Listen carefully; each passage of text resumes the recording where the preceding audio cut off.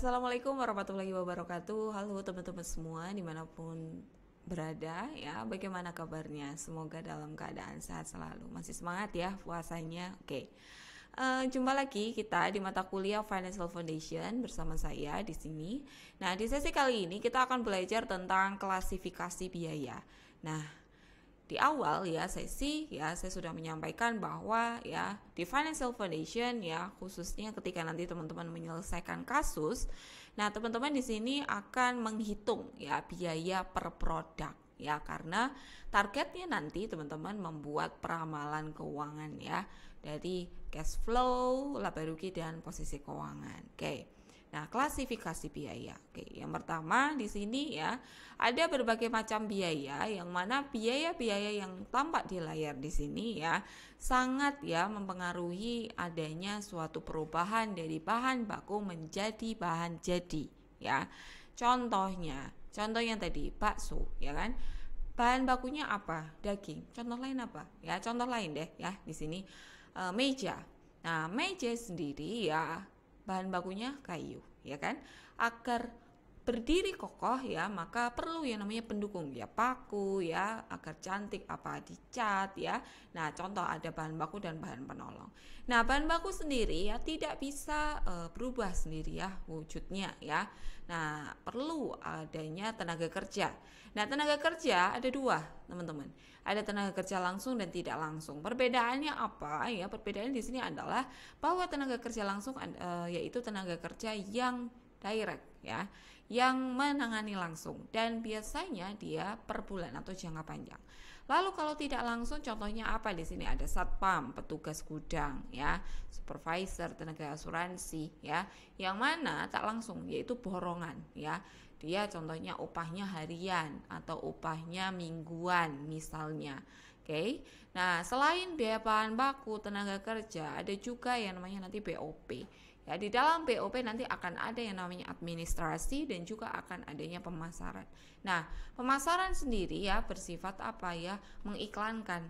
Karena teman-teman semua posisinya adalah ingin target laba sekian ratus juta, maka nanti ya teman-teman akan membuat anggaran yang namanya pemasaran ya. Iklannya mau berapa ya, apakah bulanan ataukah by tick ya, kan ada itu ya kan. Nah, ada juga apakah lewat sales ya atau kita mau nyewa kendaraan ya untuk pemasaran seperti itu. Nah, terus ada juga biaya administrasi. Nah, biaya administrasi ini berkaitan dengan administrasi operasional bisnis perusahaan sehari-hari. Contohnya listrik, ATK ya. Oke, ini adalah biaya-biaya yang berkenaan dengan operasional bisnis ya, terutama perubahan bahan baku menjadi bahan jadi. Lalu, nah ini dia. Klasifikasi biaya. Kita masuk ke section yang kedua yaitu klasifikasi biaya ya menurut jumlah satuan produk. Nah, ketika teman-teman memproduksi satu donat, satu meja, satu mangkok bakso ya, maka akan ada biaya ya yang mempengaruhi ya. Oke. Nah, sekarang ya biaya sendiri itu apa, Bu? Ada biaya pokok ya, total cost-nya ya, yang terdiri dari fixed cost, biaya tetap dan variable cost. Nah, fixed cost sendiri ya, kita langsung masuk saja, adalah biaya yang dikeluarkan secara periodik dan dia besarnya itu sama ya.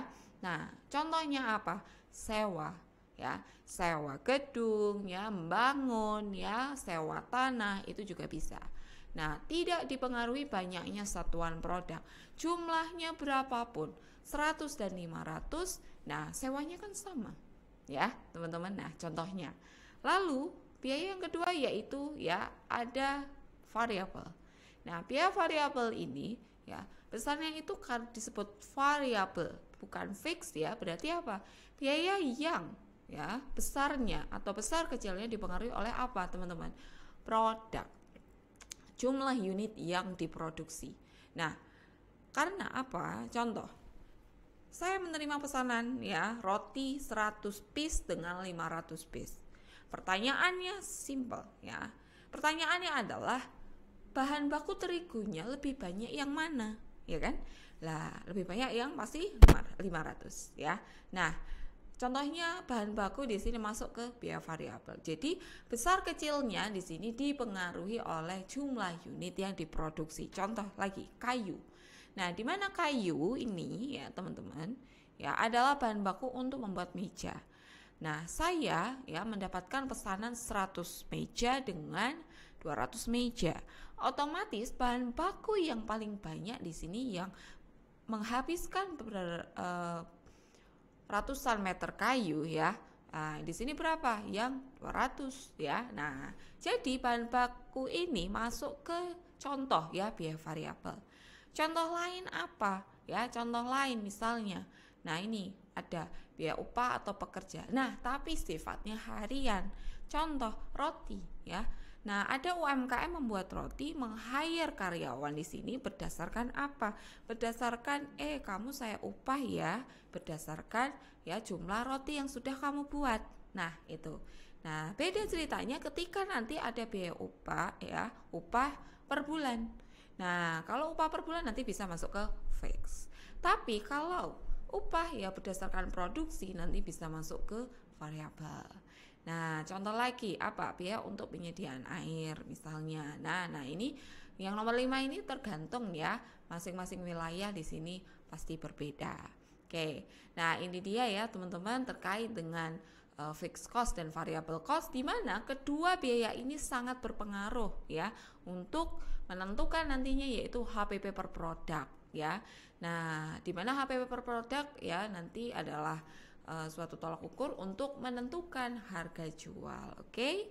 Nah, sekian untuk materi biaya variabel, biaya tetap teman-teman semua. Untuk kasus nanti akan kita bahas di kelas.